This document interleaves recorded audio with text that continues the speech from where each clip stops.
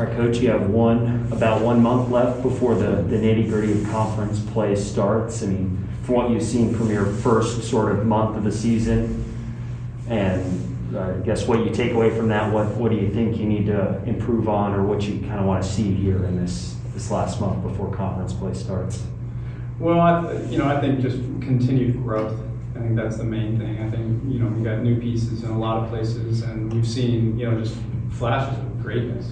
We've seen some, great stretches of basketball that look very normal, for us, and now we just need to see it more and more. And so more consistency, more understanding, I think, throughout, our team of what it takes all the time. When their backs have been to the wall, they've competed very well, and certainly that's what conference does to you. It puts you in that position, every night for 10 weeks straight, basically. And so, there's no shortcuts to that.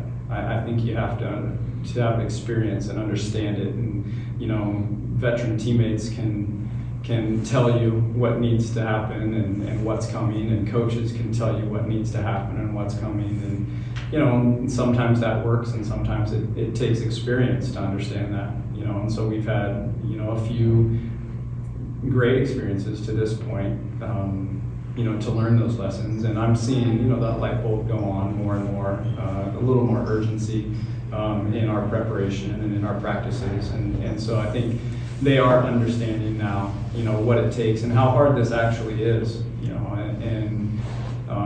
what's interesting about it is it's really hard until you get it, and then it actually isn't that hard any longer because you just know what it takes, and you understand why you need to give, everything you've got every second, so that's what I'm just looking for, just a little more consistency from our group overall, which is very normal, I think, for a team with as many new faces as this one has. Would you say stretches like this where you guys have a little bit of downtime between games, a game last week, but besides that you wait until the 10th to play your next game on the road, would you say, stretches like this where, bonding is kind of important to help that growth? Yeah, I think it's helpful for sure. I think, a time where you can relax and catch your breath just a little bit and focus on us. We've had some really good discussions. I like to throw up numbers in front of them and just, give them the why this is important and what we're capable of and what reality is, where we're at right now, and how we can move that forward.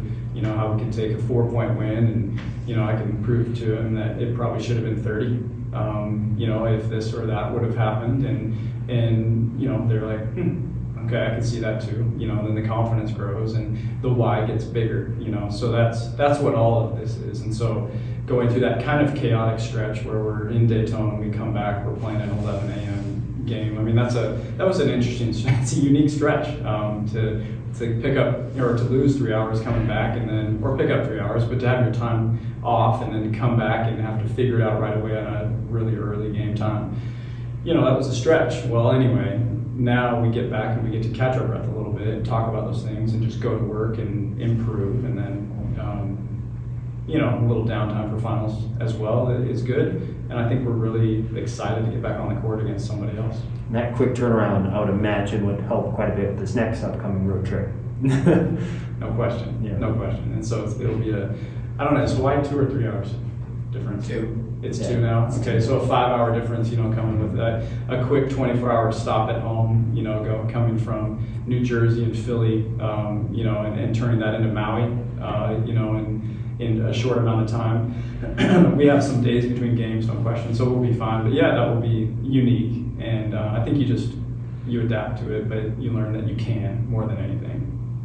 What advice do you give younger players about dealing with that crazy travel schedule, dealing with rest and making sure their bodies are ready? What was the beginning of that? Just what advice do you give to maybe younger players on the team about dealing with a crazy travel stretch like that, and dealing with rest? Well, the Taya Corsdale is on our team, the people that have been around a while, and you demonstrate how that it's possible, to stay on your A game, throughout those adjustments, and those are ultimately, they have to be managed, and they are manageable, and so it's easy for me, just to point to someone like that who's been through it all, that knows that, you just need to be more efficient, you need to take care of yourself, you need to hydrate for sure anytime you're in the air that long, and traveling, that's a huge part of it, so our training staff, our veterans, take care of the younger players, just to, bottom line, just prove, well, you can handle it, because we do, and that's the expectation. And so I think they've done a great job, adapting to everything, to this point. And so that's just one more thing that you got to get comfortable with. With this break between games, does it go back to like a more of a training camp sort of feel, or do they have so many classroom obligations that it doesn't really work like that right now? No, it's the same. It's the same. We still can find, carve out, that we always have a 3-hour window, and then we practice as much as we want within it each day. And so we were able to do that this week during finals as well. We practiced early today because of final schedule. And that's normal to bump around like that. But when it's time to play, it's time to play. And so as far as training camp though, we do this week, since we don't have a game for a little bit, we have been able to go back to some fundamental things, and just go back to the basics. So there's been a little more fundamental work this week, and then we get into game plan stuff. And we've had opportunity to scrimmage and play, because we do have a break. So I think we need to play a little bit more during this stretch of time. We've done that, which has been, I think, great for everyone. Monmouth and then Villanova, what are you seeing as you prepare for those games? Yeah, we need to be on our A game, in all of them. I think Monmouth is they really defend well. I've gotten into them more than Villanova to this point personally, so I know them more. But they're a very disciplined defensive team. I mean, their defensive numbers are excellent. Offensively, they can hurt you in a variety of ways. They stretch the floor. They run a lot of similar stuff to us, actually. A lot of, we call it Texas, they call it probably horns, the basketball world does, with the 2 posts up top. And, they love to attack the rim down the lane line, and they have good low post play, and they really stretch the floor well, and they can hurt you if they get hot from 3. They do a good job drawing fouls and driving aggressively, but defensively they really communicate well. It's tough to crack them, actually. I mean, they protect the basket at a premium. I mean, they're excellent at it, great position defenders. So that's going to take patience, and it's going to take us to execute. And so what we've learned, I mean, we have to play our game no matter who we're playing against every minute, and that's what I care about. That's the number one thing. We need a great performance from our effort, from our focus for 40 minutes. And that's what we're looking for. Let's put 40 minutes together, and that's the next hurdle for this team to overcome. Let's not be a team where, we hang out for 3 quarters and then blitz somebody for 1 quarter, or get behind and have to blitz somebody like we did against Notre Dame, fighting back in that game. But let's put 40 minutes together, and let's be as great as we can be the whole time, So I think our opponent is secondary to that. But certainly, I like to scout, and I like my game plans, that. But ultimately, that's what I'm looking for this weekend, and that's what we need. And I think this team, we need to prove it to ourselves, that we can put 40 minutes together. And then, once we do, I think we're a great team. I think we're a great team. We've seen, I don't think we're lacking talent. I think we are just lacking time together and a true understanding of what this takes. In your experience, how long does it usually take to build that chemistry? Well, I'm thankful for a preseason. What I've learned, and I don't know. I mean, this is my 26th year doing this. It's an interesting to me. Like last year was such a weird year, but last year proved something to me. It's like, it takes. Like I've had success with freshmen. I've had a lot of. Some of my best seasons have been a team filled with mostly true freshmen. So it's not veterans that are necessary. It's time together for whatever group it is that is necessary. So last year, we have 2 non-conference games is all, and then we're thrown to the wolves with Pac-12 play. And we didn't play great at the beginning. We lost a couple tough games early in December. But that team was so new, we just needed time. And then, it's funny, once we got the opportunity to play, we hit our stride a year ago in late January. Well, if you just look at the schedule, it was about game 12. And all of a sudden, this team's Pac-12 level. We're playing great basketball to like the team I thought they could be. But it took us about that amount of time. Well, what is non-conference? Non-conference is 11 games, maybe 12, maybe 13, depending on the season that you have and the tournaments that you're in. And so 11 games, then game 12, you kind of figure, well, by that we've sorted it. We understand what we're good at. We go away from our weaknesses. We go to our strengths. We know, what to do defensively for us to be at our best. And we know our rotation. And now they've had time to grow together. Well, that's, December 30th, 31st, whenever we start Pac-12 this year, that's the plan. We need to be ready by then. And so I think that's kind of the gold, the standard. Before that, I think teams that have experience, especially at the point, if you have a veteran point, a veteran 5, typically you're going to start fast. If you don't, you're going to be a little inconsistent until they get the reps that they need.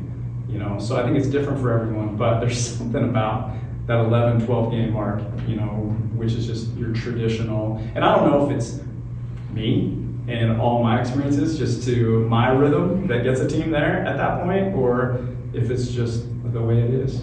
I don't know. But like I said from the beginning, we're going to be ready for Pac-12, just like we'll be ready for March when it's time. And I'm confident in that. I think we're on pace for that right now. It feels right to me. So you ready to go back? Yes, very excited. Been waiting a long time for this, so I'm glad it's finally here. Got any plans? You gonna get some home cooked meals while you're there? Yeah, the plan is to go to my house in between the Monmouth and Villanova game. So my parents have been cooking already and been super excited and planning this for a while. Well, I asked Scott this. You guys have a month left of non-conference play before you get into the nitty-gritty of Pac-12 play. What do you think is the thing you guys need to hone on here in this final month? I think defensively we still have a long ways to go. We have a lot of freshmen, and so they're still learning. Even the upperclassmen are still learning, and we're just starting to mesh together a little bit better. And so I think we're going to see that to continue to progress and get better as the year continues. You had probably your most productive game of the season in the last week in that win over Pacific. Where do you feel like you're at in the way the season's come together for you? I think I'm in a good place. I'm definitely trying to figure out what my role is this season with Kennedy being back. It's awesome to have her. She's been our best player, I think, so far. And so it's been great to share the court with her. And so just kind of trying to navigate that. But yeah, I think I'm going to continue to get better as the season goes on. And we're going to continue to get better as a team. What do you guys do I know you guys have finals right now, but what do you guys do during this stretch of sort of downtime where you one game in I think it's about 13 days? What do you guys do to stay focused?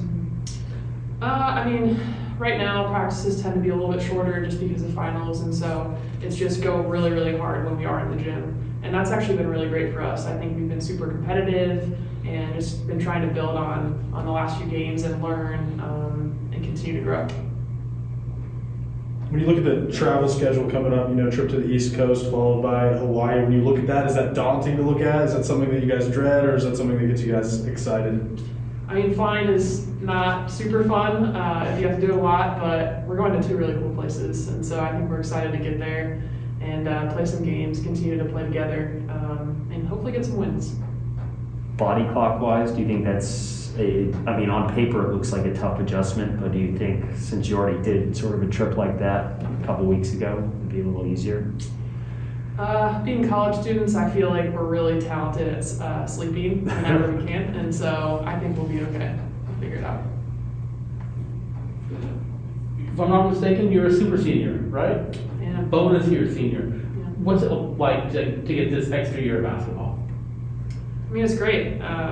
I love playing college basketball. Obviously, this is my 6th year, and you never get something like this again in your life, and so I figured why not take the opportunity to continue to play at the highest level. You think that it would be somewhat easy for me now just because I've been doing it so long, but there's still so many challenges and so many places for me to get better. So I've loved it. And with you being a super senior, does that add any extra sentimentality to going home and playing in Philly? Yeah, it does. I think the last time I played in Philly was my junior year at Bucknell, so it's been 3 or 4 years since then. And so I have a lot of people coming, and it's kind of full circle for me. You gonna knock that graduate? You're gonna be on your PhD before you leave here, or like you almost have that grad degree? Only one master's, yeah, only one master's. But yeah, I'll have my master's in public health and epidemiology when I graduate in the spring, so. Congratulations on that. Thank you, appreciate it.